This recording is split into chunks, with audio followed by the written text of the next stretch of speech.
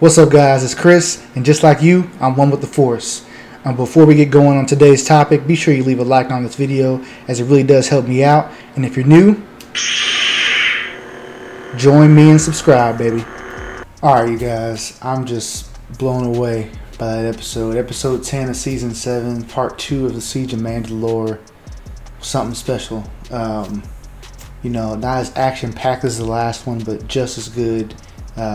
My theory is coming true. When the Siege of Mandalore is done, it'll have to be taken just as seriously as any movie in the Star Wars franchise. Like it's right there with Rogue One. It's something that it just supplements the entire story, even more so. Honestly, I mean, we're talking about Order 66 and Revenge of the Sith, the climax of the entire Skywalker saga story. So.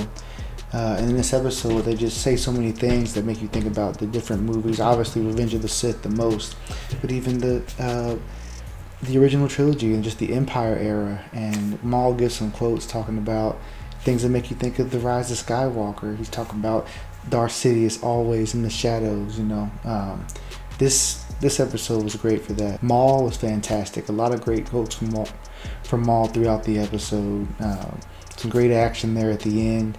I mean, and I just don't know what's going to happen. I think my mind is opened up in terms of what we might see, in this Siege of Mandalore series here, because we know that Ahsoka knows that something's going on now. Like, I was not thinking that we would get to see Ahsoka, physically see Anakin making this shift that he's about to go on. You might see that now, and you can definitely do it in a way that doesn't, ruin the story that we end up seeing in Rebels, I don't know. I mean, we got to see an interaction between Obi-Wan and Ahsoka, where Obi-Wan's telling her, "Hey, like Anakin's been sent to spy on the Chancellor," and Ahsoka's like, "That's not gonna make him happy." Like, she knows that, and it's crazy how all this is tied together. They've done this beautifully. I can't say that enough times. They've done this beautifully in terms of how it ties into Revenge of the Sith and just the overall story going on in Star Wars right now. I mean, wow, I'm super impressed. This is some all-time stuff right here. We gotta be excited about this. This is over the top. You don't expect this from any kind of animated series. And this, again, like, this is what you want. Like, this is the standard. This is what they can give to us in so many areas. Man, this is this is top tier. But let's talk about Maul for a second, because he's really spotlighted here. I think he is excellent in this episode.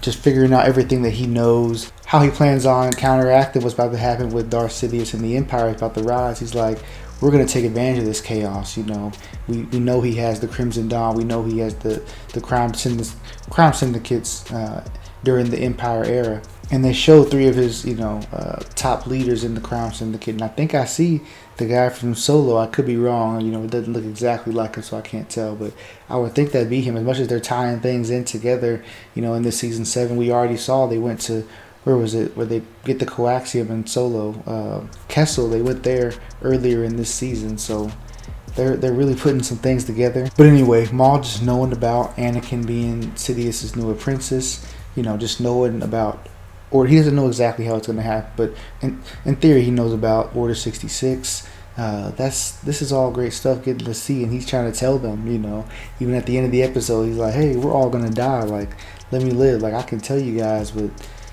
they're just doing their duty." And you're seeing the citizens of Mandalore being escorted by and patrolled by the clones. It just looks like the Empire. It's so sad to think about like that. Like, you just see it coming. It's like, wow, like this has just happened just right underneath them. They don't even see what's happened, but we all know. I mean, this is right there. I mean, this is the climax of everything. It doesn't get any better. If this is just the first 2 parts, I can't imagine what we're gonna see. These next 2 episodes. I'm just happy that I'm here getting to talk about it with you guys, man. Let me know what you guys think in the comments about everything we've been seeing, because this might be the best stuff we've ever seen. Given the era that it's working with here, what they're actually doing with the stories, the characters that they're working with, this is as good as it gets. And I'm just super excited fan. Like, it's bleeding into each and every trilogy, the prequels, the original, and like I said, with some of the quotes and what they're doing, even the Rise of Skywalker. You can't ask for anything more. Again, shout out to Dave Filoni and them. This is exactly what we want to see. I think this will bring a lot of fans, like, no matter how you've been feeling about the current state, this is something that we can all agree is great stuff, just like The Mandalorian was for a lot of people. So, but let me know what you guys are thinking down in the comments. Like I said, I'm just real hyped right now. So, appreciate you guys watching this. If you're new, definitely subscribe to this channel. I've been, reviewing each and every one of these episodes for Clone Wars. So, go check those out. And again, thanks for watching.